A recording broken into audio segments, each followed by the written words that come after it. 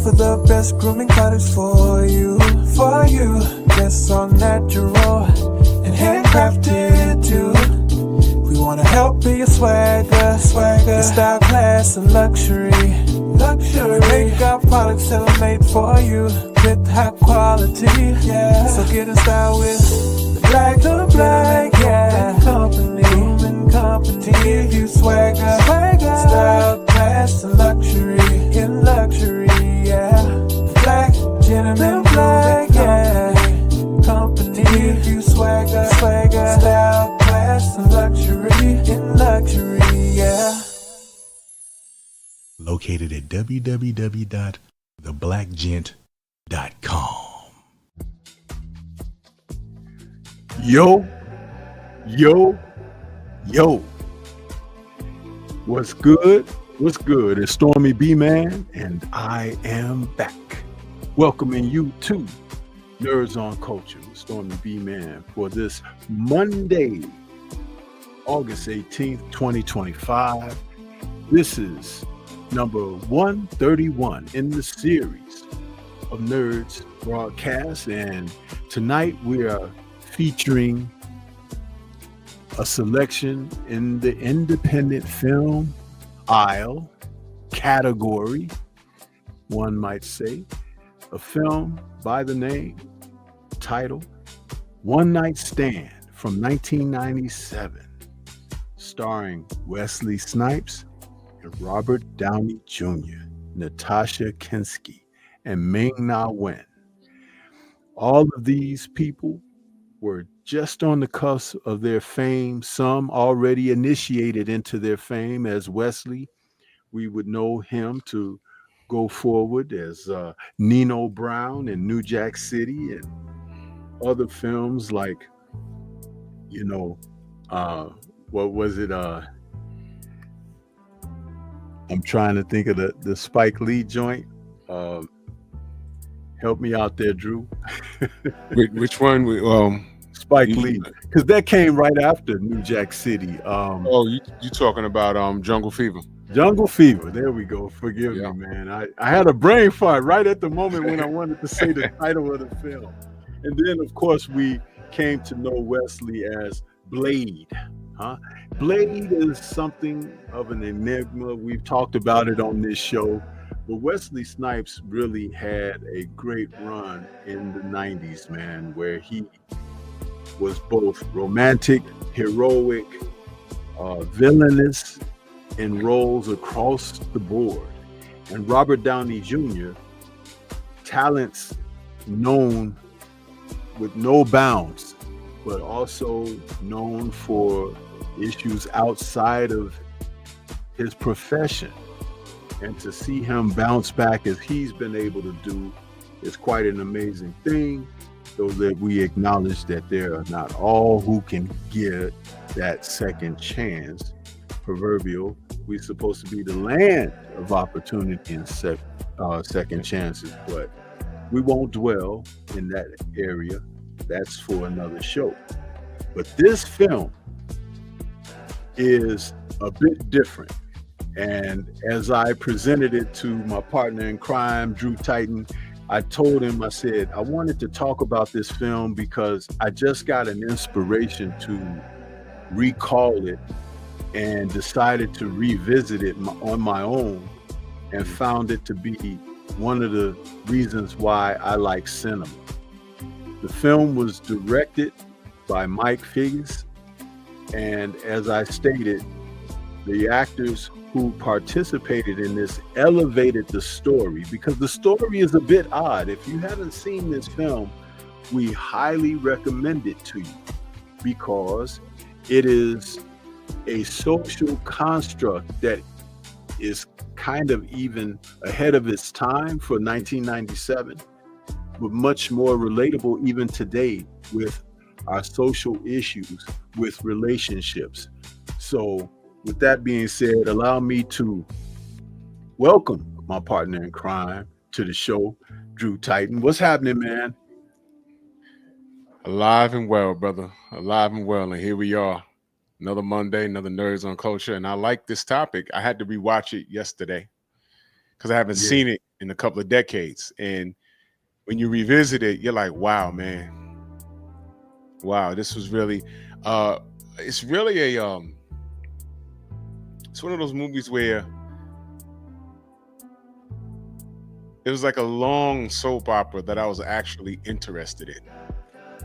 Yeah. You know what I mean? When the film started, he was actually breaking the fourth wall. Right. And I thought when I first saw it, I thought the whole film was going to be like that. But it's a very simple film. It's not too long, y'all. So for those of you with ADD, it's not too long. But it's a solid story. And little bit of a surprise at the end. But it all works out, man. So, satisfied. Let's touch on that fourth wall situation that you mentioned, because I thought that for a film of this nature and story to be told, it was interesting that they went with that, because it's Wesley who the story follows, and he's narrating the story. He introduces himself to the viewing audience as he's arriving in New York to catch up with a friend, and he's explaining along the way, so it kind of like catches you up. We've seen films do this in a different way. Star Wars stories had the opening scroll. And you read that scroll and get caught up on where the story is taking you and where it's come from and what's happening present. And so with Wesley doing that in the film's inception, what happens is you're brought up to speed right away, who he is, what he's about, where he's going, and it picks up kind of fast pace from there. It turns out that he's the director. He's a director of some sorts. Yeah, he was in advertising. Yes. Yeah, and he was a co-creator and director and everything of that sort. And his talents took him from New York to LA. where Right. he established himself there professionally and started a family. He married an Asian woman, and they had 2 children. Ming Na Wah is playing the wife. If you all don't remember her, she's from Agents of Shield, you know, and she got real popular on Agents of Shield, by the way, and she was also in the Street Fighter movie, She you was. know. She was. Yeah. So, but this was very early in her career, so you get to see a little bit more of Ming Na Wah than you may have thought you would have ever seen. So, some of you pervs out there, And she's what, a couple of decades younger in this film too? yeah, man, quite perky, as they say. Yeah, but anyway, but yeah. So the story. You know, Storm, you got to go there sometime. But anyway, yeah. But yeah. So Wesley returns to New York to catch up with a friend of his, played by Robert Downey Jr. Now, what's really interesting about their friendship is that they were homeboys. You know, they were like down, and you know, people can have friendships and everything, but in this instance, Wesley, best friend, played by Robert Downey Jr. Wesley's playing a character named Max, Right. And he's going to visit his friend Charlie. Now, Charlie is gay, and played by Robert Downey Jr. And the whole thing is they were very close, and there was something going on with the dynamic of their friendship, because though Wesley lets you know right away, he was like, I'm not gay, Right. which he's not putting down gay people or anything, but he's trying to make a clear point, though, that you could still be friends with people who have a different choice in their lifestyles than you may have. And so with that being said, you understand that they had a falling out the last time they've seen one another, and it's been 5 years. And Charlie is a little bit miffed that Max picked up and moved to LA, and they hadn't spoken and everything, but he's in town because he's in town for business. And he hit him up and he said, we'll see how it goes, because that was his way of initiating the story. When you first meet Charlie, you see him in his element. He's a bit of a, I guess, a stage performer, Choreographer or something. choreographer, Yeah. and in New York, you know, there are plenty of stage plays and productions and stuff like that. So that was his thing, and he was thriving in that element. They get caught up, and there's still a little bit of tension there with Charlie, because as the film plays out, and it's not a hidden thing, but it's an understood thing, that Charlie loved Max a little bit more than he should have, because he, you know, his choice of his living arrangements and lifestyle. But Max was the kind of guy that he could still be his friend, but he's like, man, you know, I ain't like that. I don't get down like that. So, you know, quit bugging. And that was something that I thought was well played between these two men, because they are very, very good actors. Drew, your thoughts about that dynamic and how I'm trying to articulate it without being too, you know. I think that was the director's way of cutting to the chase. What I got from that was,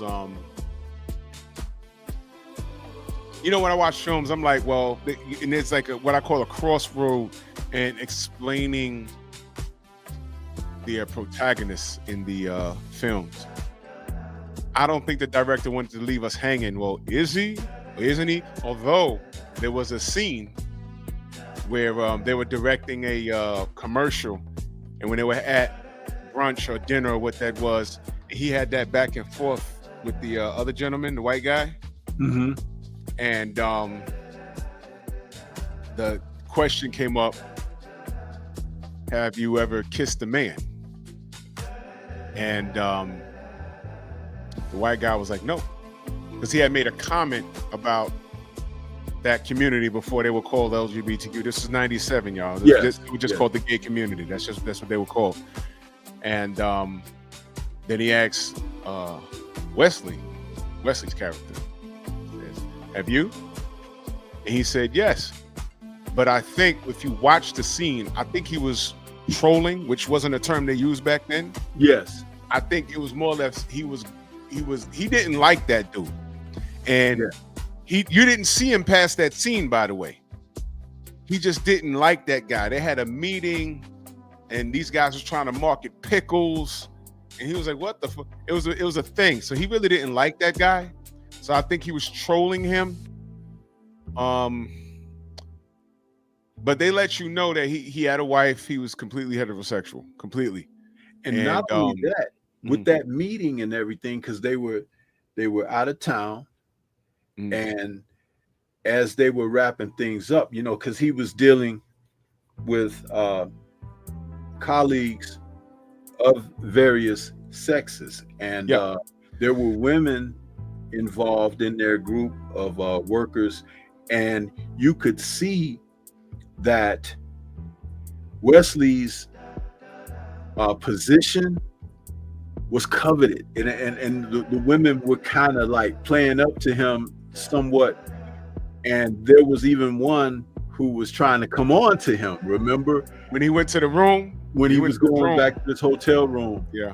And he was saying goodnight to her because she was basically walking him to his room. Oh yeah. And she was one of those, like, how would we describe them up today? Because she was an aggressive woman. She wow, there's a title for her, right? That type of woman. She I don't recall her look. Let's call her a suitor. Yeah. Like, and she tells him, because he's like, have a good night, and she was like, I could come in. I could come in and make you have a better night. Basically telling him, I want you, but she didn't say it like that, and she didn't carry herself like that. Right. You can almost get a thing where she might have been, and forgive me, because this movie is covering something, like I said, it's a little bit ahead of its time. Yeah. In today's culture, she would be one of those that you could figure she goes both ways. Yeah. Yeah. Right? Yeah. Because if you remember how she was dressed with a sport jacket and everything, there was some subtleties about her that said that, is she, like this, or is she like that? But when she said, oh, I could come in, and Wesley was like, he was like, what? Have a good night, baby. All right, have a good night. Yeah. Plus it also established his character being a married man and having a family at home. In other words, he wasn't out there for thrills. He was out there for his work and everything, which really sets us up for what happens, right? Wouldn't you agree? Yes, it did. So a little bit after that, he meets this woman, and everything was in a social setting. It was involving business. He meets this woman, and you can tell there's like an immediate connection to a degree. But both of them were kind of like standoffish, like, am I really feeling this? What's going on? To cut to the chase, they end up going to an orchestra. Then we're going to like an orchestra to listen to some music, like some Beethoven type stuff. And the film work was actually it was damn good, actually, because there were moments where he's watching the fella play his violin, and the woman just like zones out and she's like looking at him. So of course there's an initial attraction. So they leave. Now, this is where the writing gets incredible here. Would you agree that sometimes tragedy could make people trauma bond? Yes. Okay. And I always looked at this film and I said, you know, the reason why the writer put this here, it was to solidify why things happened later. So the scene came where they were walking through Manhattan. And of course, it's in my city, so I can relate to certain things. And one thing I will say is where that happened, this scene, it wouldn't have happened there. You know, in fact, Stormy, that parking lot is still there. It's a parking lot, and it's well lit. And what happened was they were walking through the parking lot, and another couple was walking through the parking lot. They weren't dressed as bums. They just looked like they were out drinking, and they had one guy had on like a sports jacket, a white shirt, and some khakis on, and the woman, you know, was wearing something matching, and all she did was ask the white woman that was with Wesley's character for a light. So she leans over to give her a light, pulls out a knife, and it's a robbery. So she yokes her up. The other guy yokes up Wesley, has a knife to his throat, and he's telling the lady, be easy with her, be easy with her. And of course the woman's panicking, and you know, Wesley has a blade moment. He fights the dude off, beats their ass, and they go off running, right? So of course the woman is shaken up. Now, when I'm watching the film, I'm like, that right there. She's vulnerable. She's not used to this, right? And she didn't know how to deal with it. She didn't know how to deal with it. And they walked past some police officers. He says, yo, we could report it right now. And she said, no. Let's just go. So, of course, they end up back at the place where he was staying. And there were 2 beds.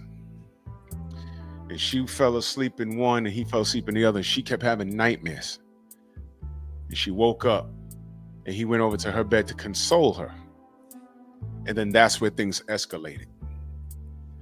And that little bit right there, because when she was sleeping, they kept flashing back to the other woman that held a knife to her throat. That's the director letting you know, okay, she needs some comforting. And they went through a situation together.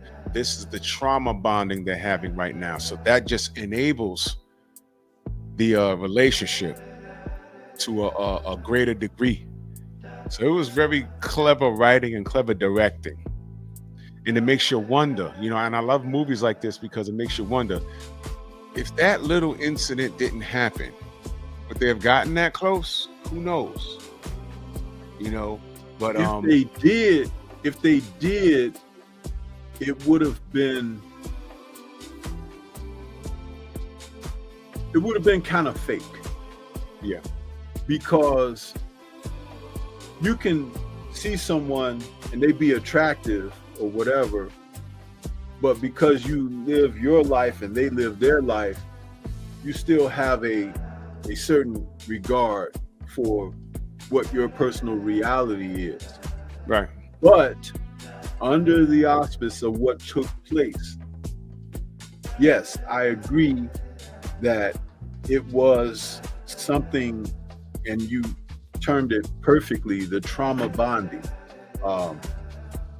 That was something that it brought them closer, and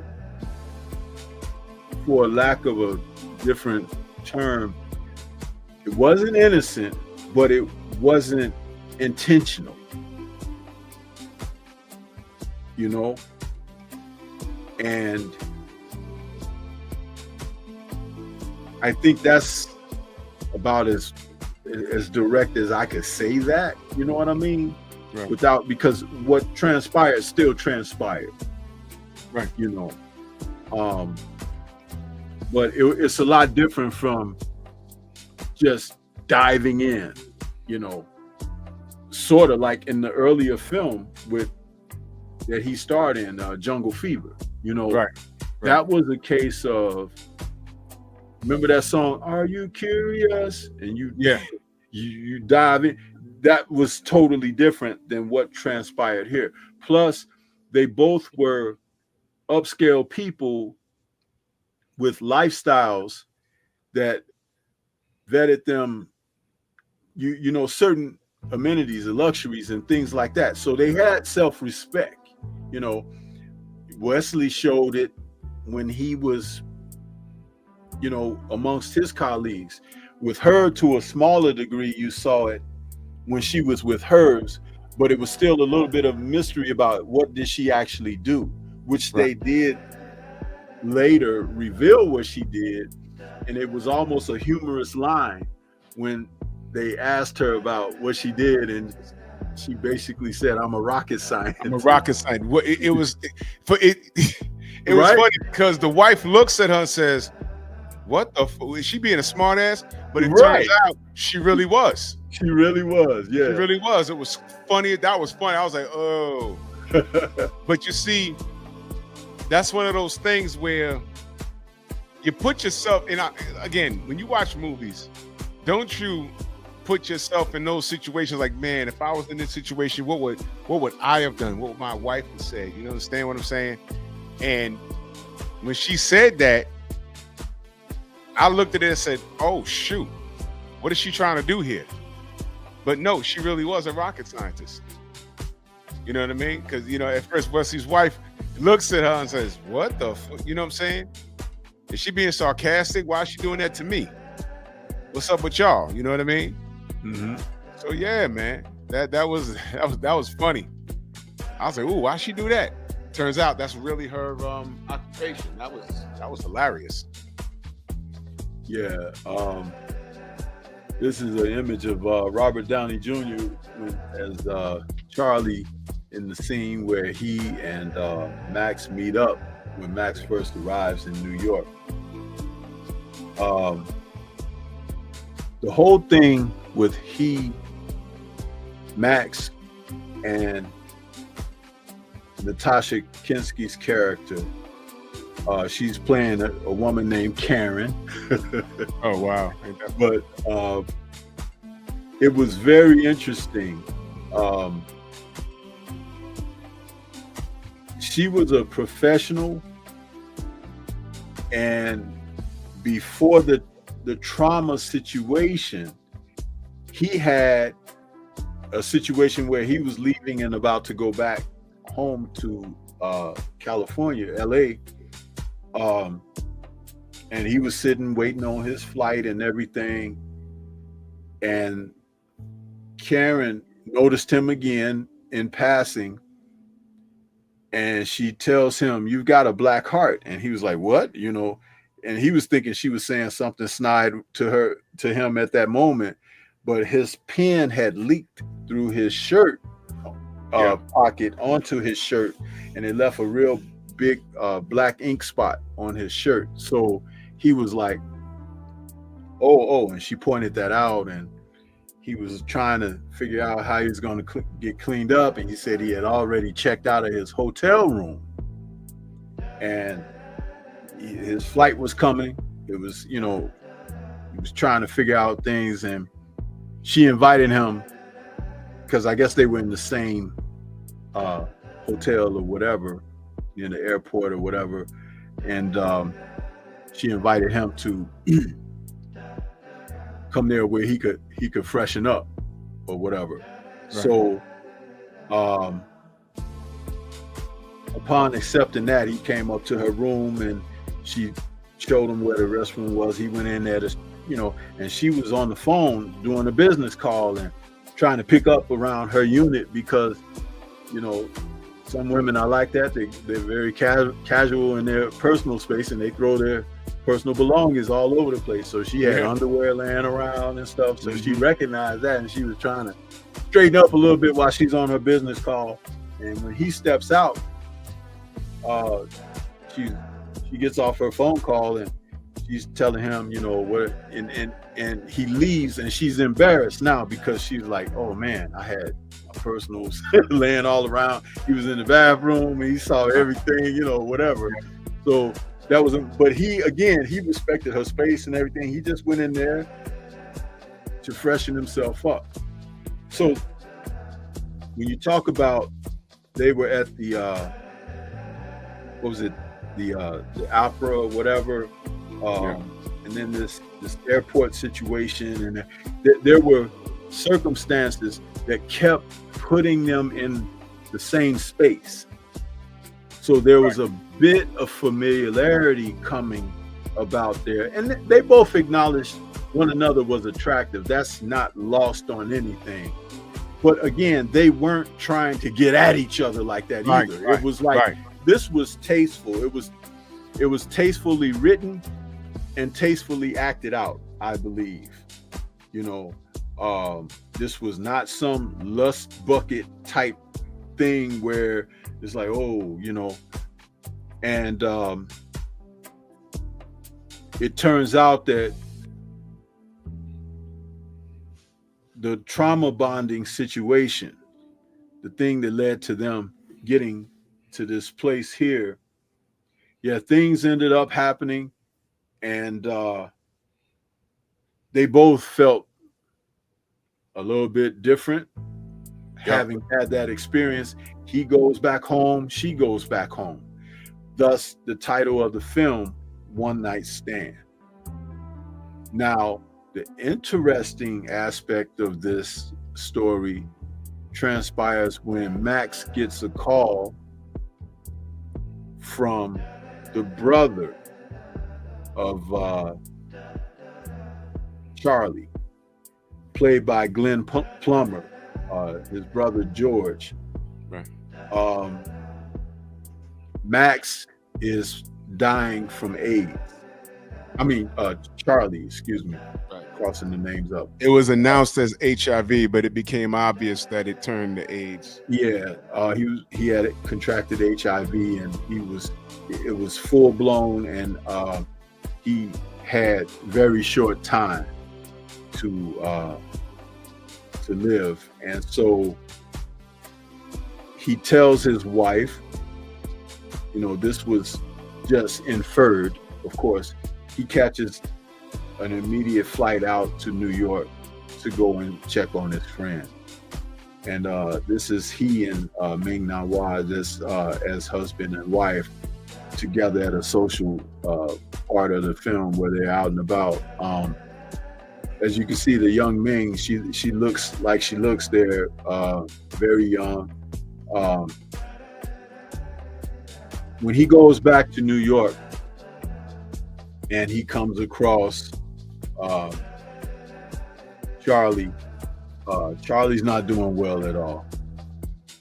And one of the things that he does is he speaks to the nurses about, you know, Charlie's state, and they let him know that, you know, he's very critical, you know. And this is where, as I suggested earlier to Drew when I was talking about the film with him, I said some of the best darn acting with Robert Downey Jr.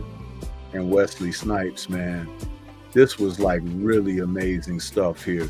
Would you like to elaborate, Drew? Let me explain why this particular scene, when Charlie and Max was speaking, hit home for me, because I knew someone that passed from that, and I wasn't around his final moments where he was critical like that. It was like I was around him. He was in the hospital. He was sick. And he was up and he was talking to all of us. Went back 2 days later. He was up and talking. And then we had planned to go see him on one day during the week. And his sister called us and said he was gone. But it was so strange because when we saw him, he didn't seem critical, but he wasn't, he wasn't well enough to leave the hospital. You understand? And to see him, Stormy, dude was bigger than me. He was about 6'6", and in his peak, he was well over 300 pounds. Brawler fella, and he caught a bad one. And back in the 90s, there was no medicine that could keep you up and about. It was like a slow death. It was deteriorating. By the time he left, the brother was like 130 pounds. It ate him from the inside out. So you gotta understand, when this film first came out in the 90s, we laid my boy to rest in 95. So to watch this, it kind of like struck a nerve. You know what I mean? Like I said, we wasn't around in his final moments, but I'm watching this scene, and the acting was just so like, whew. If you never knew what type, if you're typecasted, if you're young and all you know about Wesley Snipes is the action films, because you gotta understand, in the 90s, Wesley was getting a lot of work, even before Blade. Y'all remember one summer, Wesley was like in 3 movies. He was in Passenger 57. He was in that movie with Sean Connery. All of that, I think, was like the same year, right? Yeah, Rising Sun. Sun. He had like 3 films in the theater for a whole year. Wesley was like everywhere. He was getting work. And if you watch this film, the only action in this film is when he fought off the robbery, but you really get to see he really got in his bag, as it says. Yeah. He got in his bag, and it was tear shedding, and you also get to see Robert Downey Jr. get in his bag. These men are super talented, man. Dude, listen, years later, they would be in the film opposite, once again, U.S. Marshals. U.S. Marshals, they sure was. The 2 of them, and in that film, turns out, if you guys haven't seen it, I won't spoil it for you, but Robert plays a very interesting character in that film. Oh, Stormy, write this down. Yeah. We got to do a review of Tropic Thunder, please. Yeah, I got that on the list already. Thank you. Got Tropic Thunder on the list already. Yes, please. But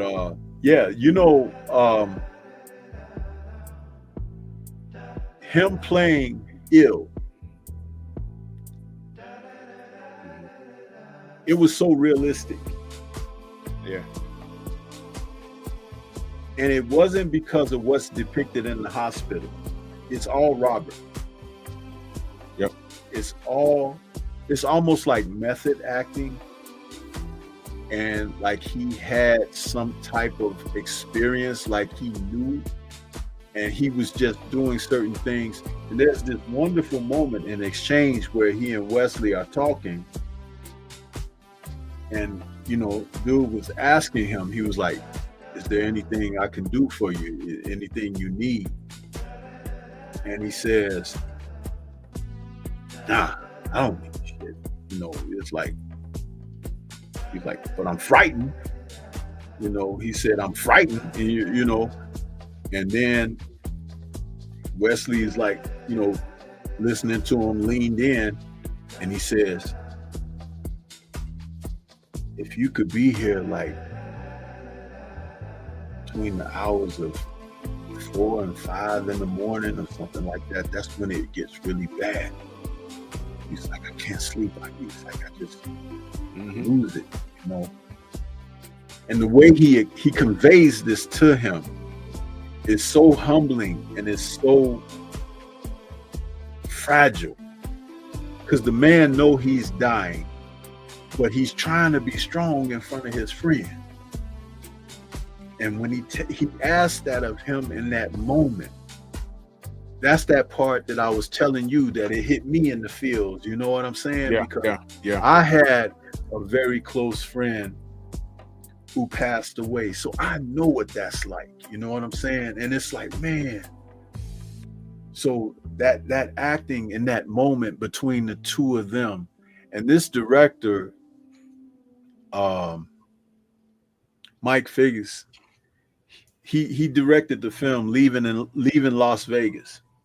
But he's not known as a director whose name is simply called upon. But man, did he get these efforts out of these two guys. Yeah. In that film. He got it. He and the film, I call it an independent, but it was released by New Line Cinema. And it was on the art film circuit. Not so much the independent film circuit, but I consider it an independent film because of the small release that it had.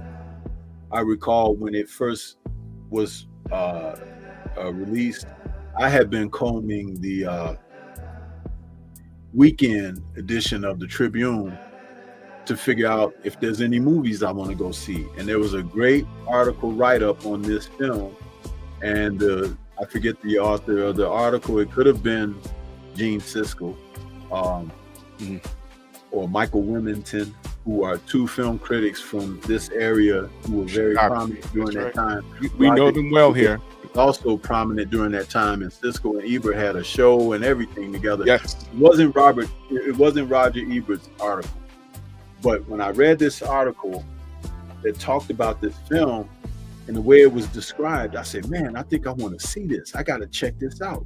And I went to an art house theater that I had never been to before that showed small release films. I would later see a vampire film there years later, but it's funny because the films that I ended up seeing in this art house were that ilk, small release and everything. This film, even in that article that I remember reading, the review of it, it said that it was only released across a couple of hundred screens across the U.S. That's not a lot. Right. With a $23 million budget, this film brought in $2 million. Only $2 million. Yeah. So it tells you right there that 2.6 actually is what it brought in, the box office in the U.S. I don't have a list of what it made outside of the U.S., but only 2.6 million in the U.S. I wonder. That's strange. Because this wasn't like well advertised out here, but it was in the select theaters. Yeah, but see, that's what I'm saying, because how it came out, it wasn't given a broad release. Remember, I was combing through the paper and saw the review for it and decided to go see it. I'm sure there were other films that were planned that I would have just picked one to go see, at that time. But there was something about this, and I had read the synopsis and everything, and I said, this sounds interesting. And I went and saw it, and I am better for the experience. And see, this is one of the things that I want to stress about this and why we are bringing this to our audience. It's something that to be proud of. Embrace your culture, people. Embrace your culture. When we did the show on White Man's Burden, which was another independent film that didn't get a broad release, but because of the actors, Harry Belafonte and John Travolta, they were on the Oprah Winfrey Show when I heard about that film, because they were on there to promote the film. And I went to see that at the theater. I was better having seen it. Do you know that there still haven't been very many people who saw that film? And just like this film, I'm quite sure I like to take a poll of the people who are in our audience this evening, it says we have 12 viewers right now. Has anyone seen this film? Please put a 1 in the chat. Shout out to Champside. Put a 1 in the chat if you've seen this film before. And I'm only asking that because I'm trying to get a gauge of your cinematic experience of, you know, what you go to see. Because it's easy to go see a popcorn flick. It's easy to go see what's popular or, you know, word of mouth and all of that. But when you allow yourself to see something that, you know, of this ilk, again, it's an enrichment for a cinematic experience, especially, like I said, talking about these two men and their performances. Jimmy Bernard says he's seen it. That's wonderful. Yeah, this was in select theaters out here. It wasn't, what I recall, in my radius, there's 3 1, 2, what it was, 1, 2, 3. There's 3 multiplex cinemas here. This wasn't, one of them wasn't built yet, to be fair. But, and one is closed down since then, to be fair. But this wasn't at any of them. But there was a smaller theater that only, and that theater's not around anymore either. There was a smaller theater not too far from me that only aired 3 screens. And that was the theater that the elderly went to. They played a lot of independent films. Mm-hmm. And then there was a place in Manhattan on the west side that had 2 screens. And they played a lot of the independent films. They have, you know, French films, but they'll have an American actor in the film. Last time I was down on that side of town, it was a few years ago, I was walking past the theater and I just looked up and I saw a poster of a movie. And who's on the poster? Jack Black. And I'm looking at it and I'm like, what more? And I forget the name of it. I'm like, what is this?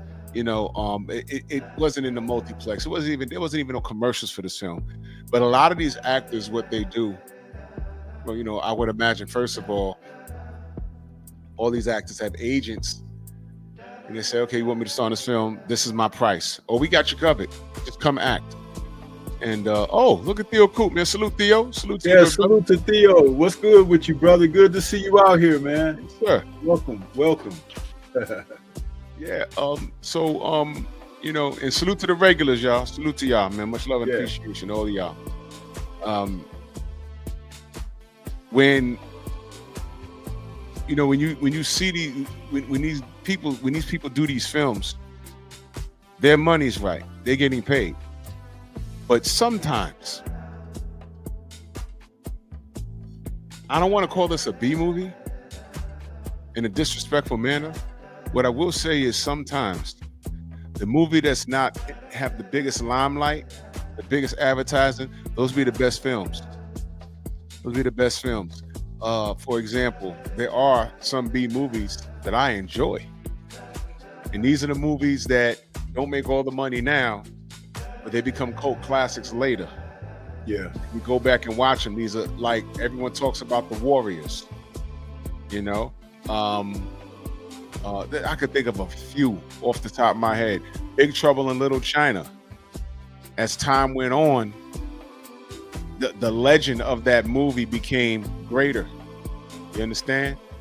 This is one of those films, not on that level because of the action thing, but again, if you want to see acting in a story, you get sucked in. I don't want to call this a popcorn movie.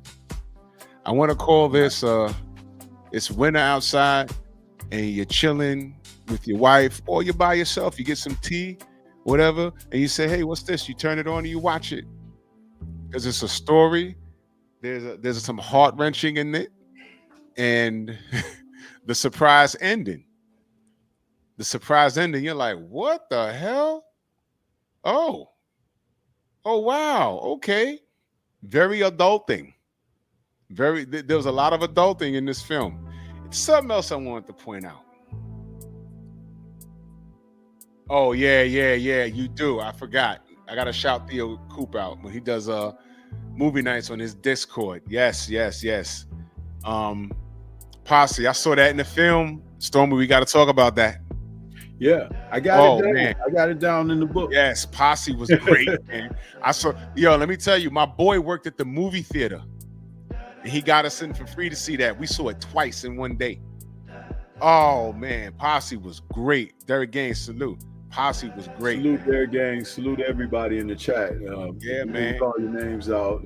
Charge it to our head and not our heart, because we're just cooking on this great little film here. Yes, sir.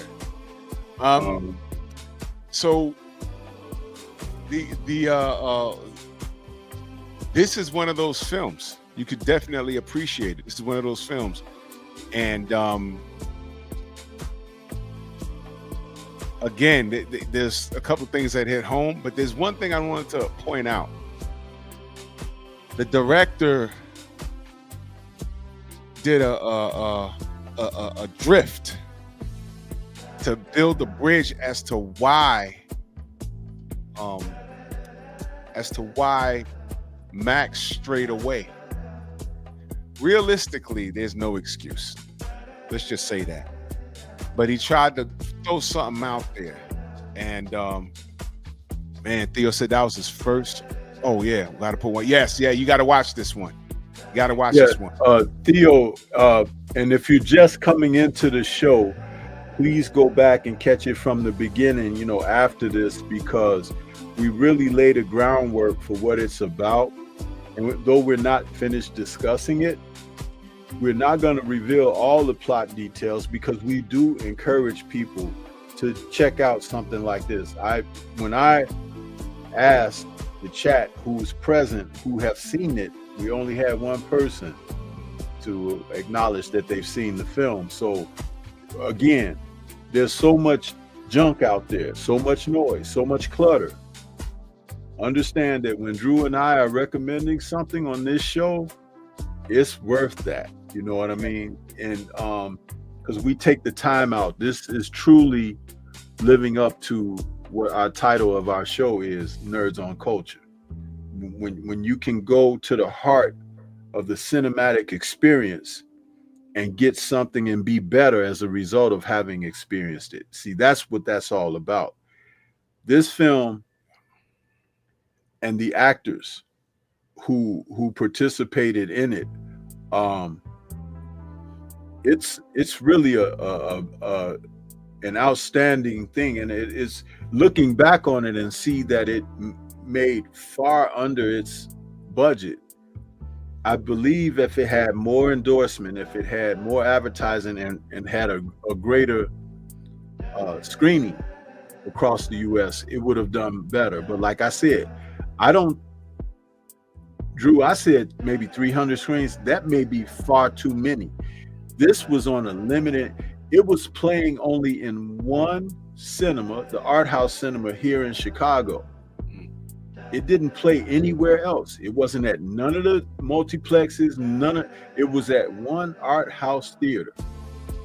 And that theater wasn't far from my home, and I was able to drive to it and and see it. But in fact, I think this was my first film that I saw at that particular art house theater, and I started to look for more films at that because I enjoyed it so much. You see how that can broaden your horizon. It's like you go in and you're like, I haven't tried this before. Next thing you know, you become a regular, because it's like the experience was that absorbing. So can I make a suggestion, Theo? Now listen to this, and we got to cover this too. We didn't cover Unfaithful, did we? No. Brother, you saw it, right? Yeah, of course. I got it in my collection.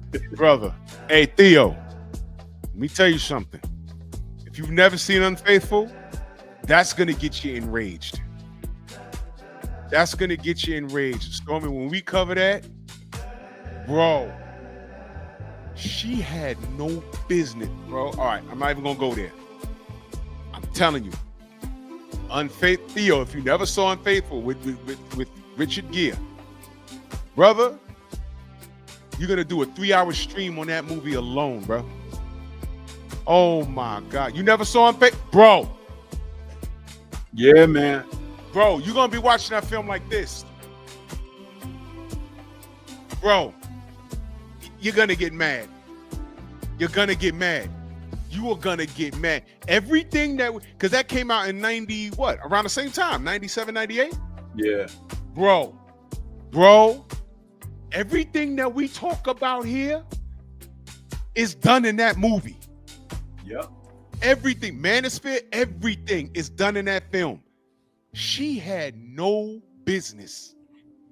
You're gonna watch that in 2002. Okay, you're gonna watch that film like this, and it's gonna get worse and worse and worse and worse. And the worst case scenario happens. I was literally watching that film like, yo, what the? No, she not. And she does. And then you're watching like, no, he's not. And he does. And it's like, oh my God. Yo, the cliffhanger in that film, bro, I ripped the DVD out my goddamn DVD player and I put it in the box and I put it in my drawer and I never touched it again.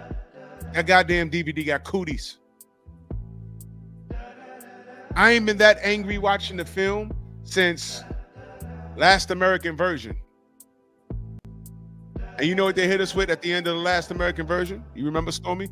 I did my best, but I guess my best wasn't good enough. I was like, oh my God, they hit me with that. And then the movie ends. I was like, yo, no. Oh my God. More than that song was that scene where dude was looking at her and she was in the room with old boy. Bro. And looked at him. And then they closed the door. And she smiled. You remember her face? That deep, she was a demon. She was a demon. That was like demon. If he was a cigarette and she took that last draw off of it, threw it on the ground, bro, and mashed her foot on top of it like this, putting it out on the ground, that's what she did to him. Bro, now understand, I saw that. By the time I watched that, Stormy, I was about maybe 12. And I was watching with my older brother. I remember my brothers looking at me saying, you see? My brother was 17. I was 12. My brother said, you see? This is why you don't treat him a certain way. And I remember at 12 years old, I was watching that movie and getting mad. I'm like, yo, he did all of that for her. She still did this? He said, I'm telling you, you can't trust all of them. I was so annoyed. But yeah, Theo, unfaithful. And you can spin the block and watch this movie we're talking about tonight. One Night Stand. Watch One Night Stand first. And Jimmy Bernard says he had to drive 30 miles to watch this film. Oh, wow. So you see, that's what I'm trying to tell you. It didn't have a general release. It had a limited release. Yeah. And I think sometimes, you know, even though it had the budget that it had, they weren't necessarily looking for it to make back a certain profit. I think they were just trying to get that story out. Because as we go back to what I said originally, that film was somewhat ahead of its time. It was. With a lot of the story characteristic points and the existence of certain characters in that film. We've already talked about, and you broke it down. Back then, we knew the community that Robert's character Charlie was from, and that was called the gay community at that time. There was no LGBTQ, XYZ, all of that at that time. There was just what that was noted as. And that woman who was a colleague of Max's, trying to invite herself into his room. But she looked like she went both ways. You know, we're talking about certain things. Ming Na Wei's character as his wife, she was someone that was very demanding and like, you know, like, let's talk about that for a moment. Yes, that's what I was going. The director was in the writing was very clever. They built, they kind of like gave you an answer as to why Wesley kind of strayed. Now let me go on record saying this. Shakira, salute, Queen. J-Man, salute. And if we miss you in the chat, know that we love you. There's no excuse for stepping out. but the director was very clever in what he built. After they had that tragic situation, well, almost tragic situation with the robbery, and they end up back at the hotel, and they sleep with each other. And salute, Chiquila. Thank you for stopping in. so they sleep with each other. Do you remember the camera work? Nothing was vulgar. It was intimate. It was lovemaking. It was slow. It was passionate. There was a lot of freeze framing. There was like noise in the back, like soothing, like it wasn't like wow chicka wow wow music. It was like they were making love. It was passionate, right? So after that happens, everyone feels guilty. He flies back to LA. The scene where he sleeps with his wife, totally different. It was unenjoyable. He was just doing it to get out the way. She was so demanding in the bedroom. Go in a circle. Go this way, harder. Wait, no, don't stop. I'm almost done. And he's like, hush, you're gonna wake up the kids. She literally said, F the kids, I'm coming. She literally said that. And I'm watching Stormy, the kids are still up. I had to turn it down because I was like, oh shoot. I paid the damn mortgage here. I had to turn it down. You know, I'm like, damn. And it was like, she's so demanding. So what the director did was, he was saying that this is a man that is very responsible. He has a family, loves his wife, but he's grown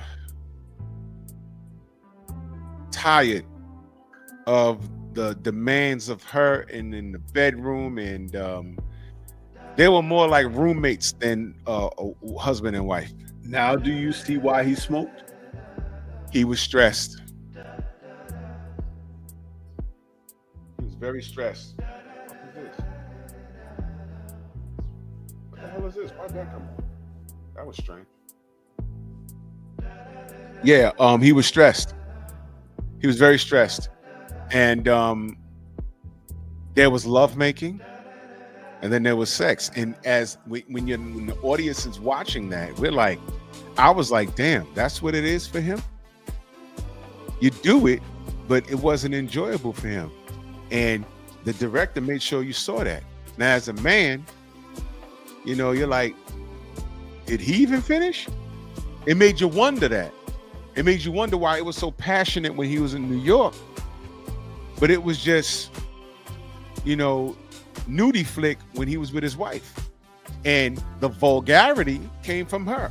He said, hush, you're gonna wake the kids. She literally said, up the kids, I'm coming. I said, oh man, god damn. Now let's get to the brother.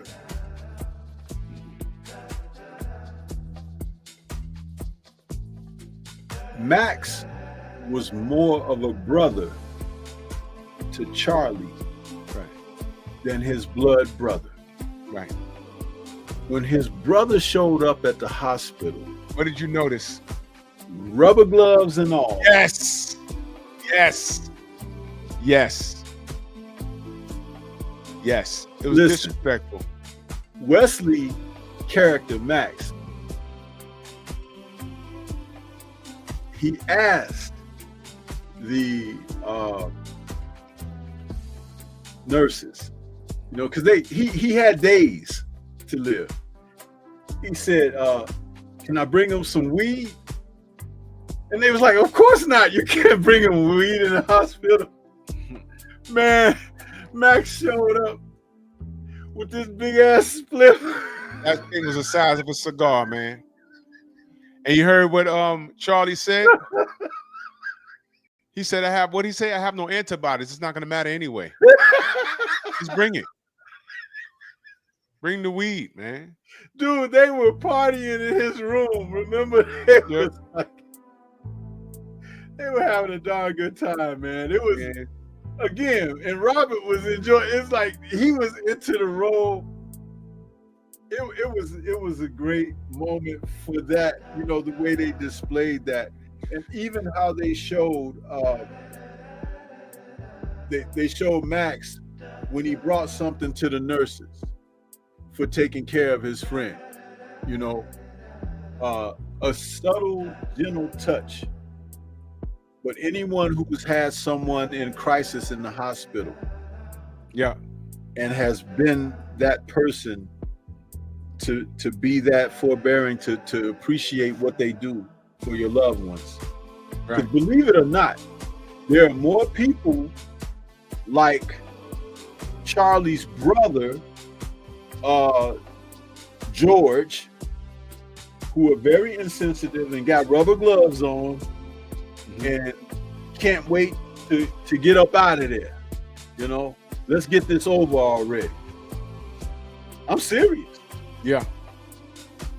Yeah. And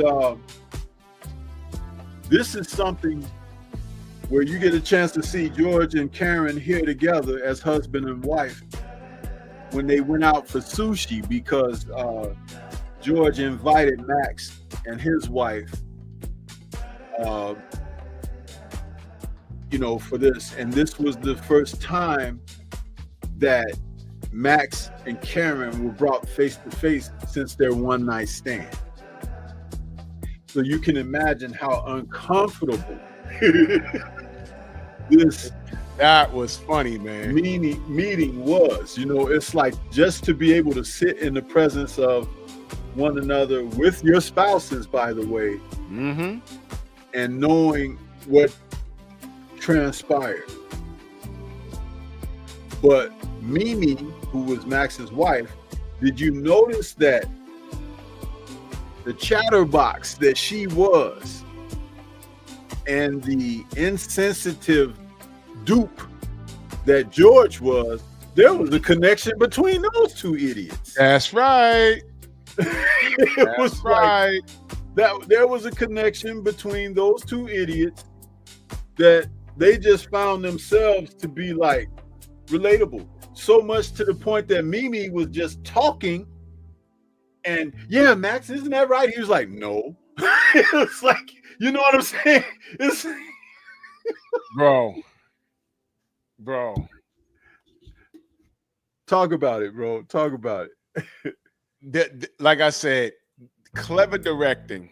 But what I call the cross connection that was built here. You got to understand, Max's wife, she was basically bossy. She grown very comfortable in her marriage, and not saying that she needs to be quiet and speak when spoken to. No, she was a mother. They had 2 kids, you know, but she was just bossy. She got comfortable being outspoken, and she's, like you said perfectly, she's a chatterbox, to the point where she talked a little too much, you know. And oh, this is what I want to point out. She had an issue with Max expressing himself how he expresses himself. Remember, after the party, she got pissed off when they were at home. And this is a very important scene. And again, clever directing, clever writing. They were together as a couple, and there weren't like no real like problems, but you can tell they were drifting apart, and he was just sick of her. She had a lot of masculine energy, man. She had a lot of masculine energy. And when he got into it with the other gentleman, and they had that little like sneaky condescending back and forth, when they got back to their house, she was pissed with Max. She always says he's over analytical, he's too artsy in his explanations, but what was disrespectful was how he is made them a millionaire.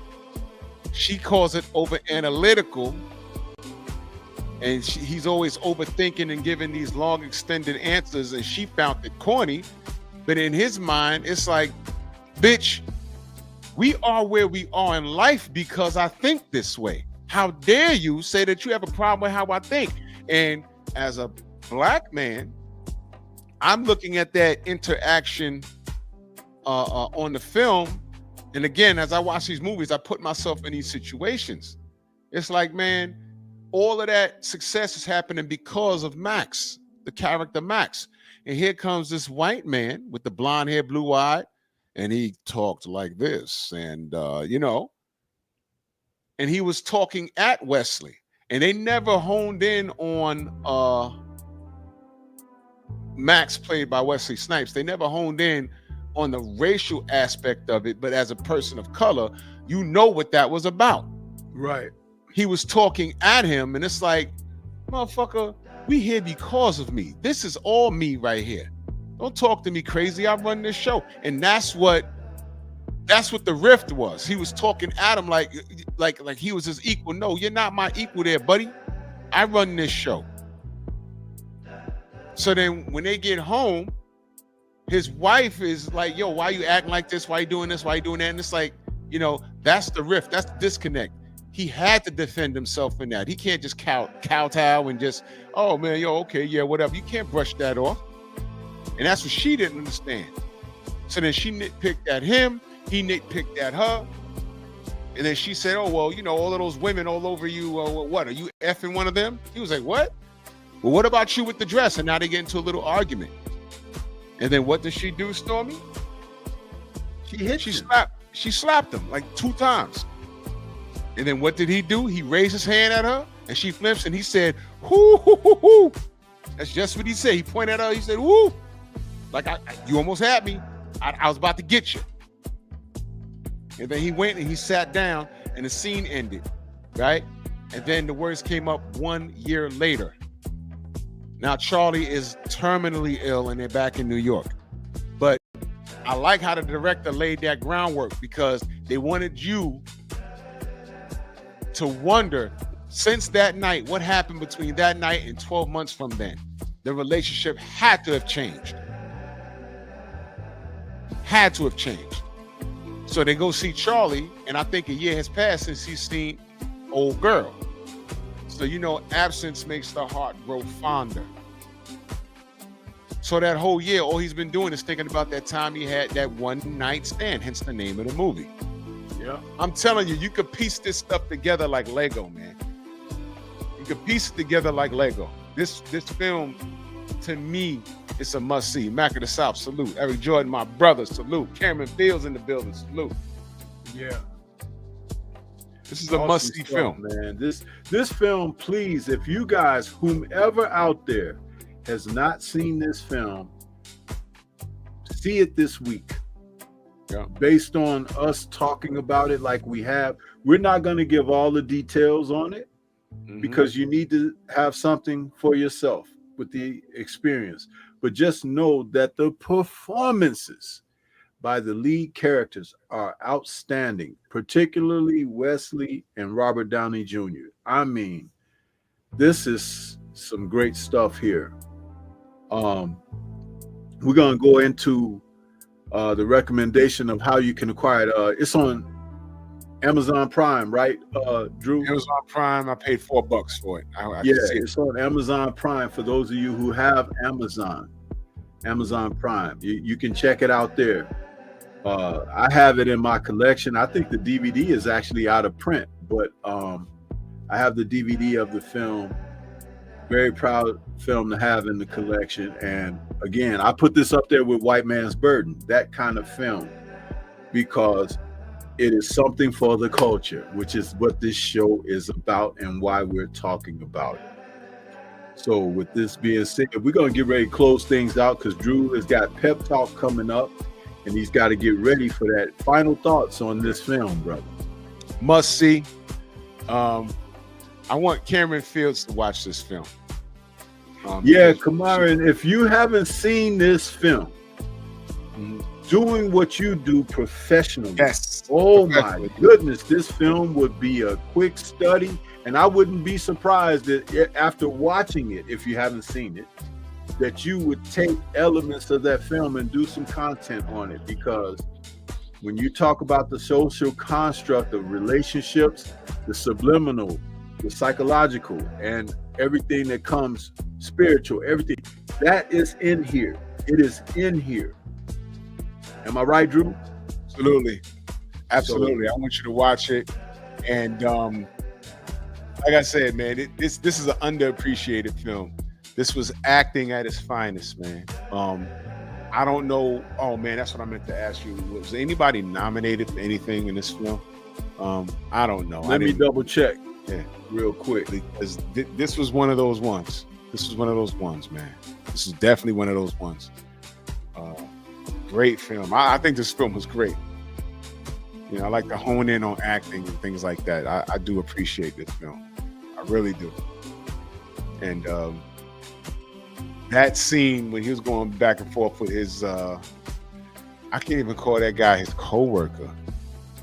I want to call it his work rival. And they were talking to each other very condescending. And it was like very well written. Very well written. And as a black man, that's what that scene was about. Because dude was like really talking down to him. And Wesley was just fed up with it. And when he got home, his wife, of course, did not understand why he was doing that. And that was another disconnect. That was a disconnect. It said the film had mixed reviews. And as far as legacy and accolades, it says that when ranking the 59 films of Robert Downey Jr. in 2021, Kyle Wilson of Screen Rant placed One Night Stand at 47th out of 59 films for Robert. He said, this drama really doesn't have the bite or sensuality one might hope, but it does boast some extremely good performances, most of all Downey, who brings a soulful sensitivity to the potentially cynical and awards-baiting role of the sick friend. It also goes on to say that Wesley Snipes won the Volpe Cup for Best Actor at the 54th Venice International Film Festival. So Wesley won an award for his performance in this film, and you just heard that critic speak about Roberts. I keep telling you guys, when we say certain things, please pay attention, because we're very earnest with this and what we do. But yeah, so that's that. Anything else you got, bro? Another slam dunk, man. Love Mondays. We're nerds and we love it. Man. Can't wait to see what we're doing next week, man. And I'm gonna slide over to Pep Talk and get this stuff ready. Yeah, for those of you who are going to still be around on the airwaves, please take the positive energy over to Drew Titan's channel for Pep Talk, Painful Excellence podcast. And I think he dual streams on his other channel as well. Yep. Drew Titan. So, yes, yeah, man, this was a great one. I really appreciate you rocking it out with me and catching up on it so we could really talk about it. I think we did this one justice. I really do. Yeah, absolutely. Absolutely. So, all right, good brother. I'll talk to you in a minute. All right, man. Peace to you. Peace. All right. So with that being said, we're going to get ready to wrap things up. But before we get up out of here, we're going to hear from my man, the Focus Ball. Yeah. You see, this is how we do. We support one another out here. Get ready to take your striking game to the next level with the Focus Ball. Dramatically improved footwork, timing, head movement, hand-eye coordination, reflex, and overall fight IQ. It's lightweight and extremely portable, so you can train every time, everywhere. When you don't have a coach to do mitt work, get a Focus Ball. When you don't have a heavy bag to hit, get a Focus Ball. When you don't have a sparring partner, get yourself a Focus Ball. And when you just want to have fun punching and kicking, get a Focus Ball. When you train with the Focus Ball, you train your eyes and your brain to read punches so that you can hit and not get hit, making this very simple device a must-have for all combat sports athletes and enthusiasts alike. So if you want to take your striking game to the next level, don't wait. Get the focus ball now.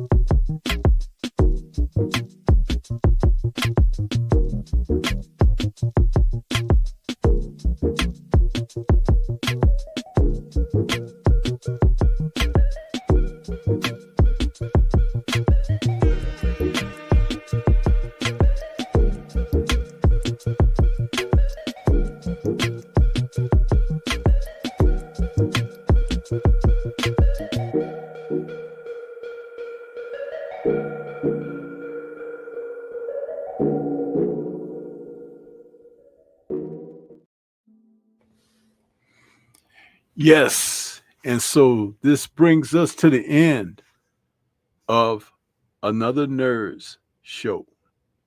Yeah.